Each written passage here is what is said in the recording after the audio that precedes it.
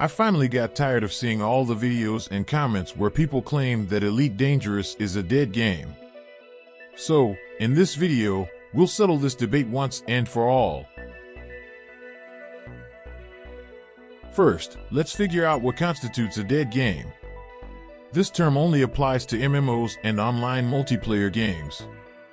In general, a game is considered dead when there are not enough players actively playing the game. Some people also consider a game dead when the developer stops supporting the game. However, this is not always the case, because there are plenty of games where thousands of people keep playing even after the developers have stopped supporting their game. A good example of this is the Anthem game. Even though the developers stopped supporting this game years ago, there's a passionate community of gamers who are still playing this game. There are enough players in Anthem lobbies for you to matchmake with at any given time. Either way, let's take both those measurements into account and see how Elite Dangerous fare against them.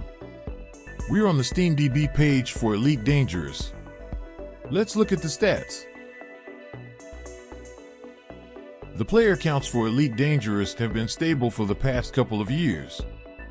Except for small spikes during the release of new updates and the Odyssey expansions, there have always been 4,000 to 8,000 players actively playing Elite every day. And this is only on Steam. There are thousands of people playing the game on Epic Games and consoles too.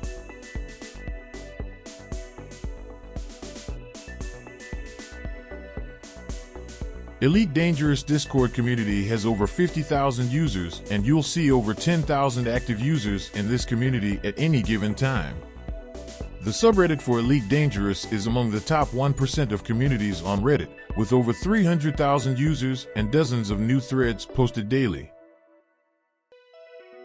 I think we can all agree that a dead game would never have this kind of an active player base.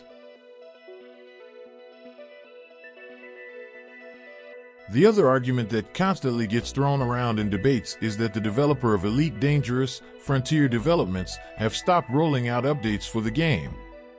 That's not entirely true. Admittedly, ever since the release of the Odyssey DLC, the development of the game has been slow.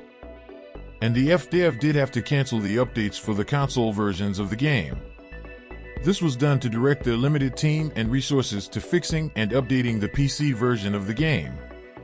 Over the past few months, FDev have been releasing patches and updates to mainly fix and improve the game. The Update 15, which was released in May 2023, is a good example of that.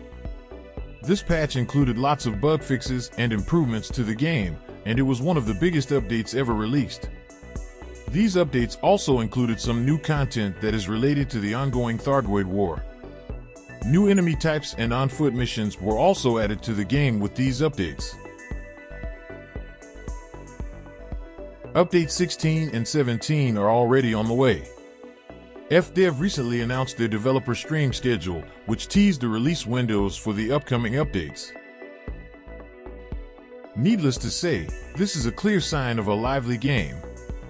It shows how much the developers care about the game and its community, and they are actively updating the game to make it better. Upcoming space games, like Starfield, will surely have some impact on Elite Dangerous player numbers. But I'm confident it will only be a temporary effect. All the space games offer different experiences with unique elements. Players who find Elite interesting will always come back to it.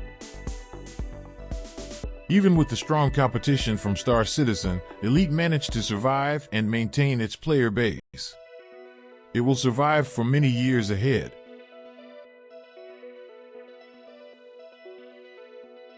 What are your thoughts on this topic?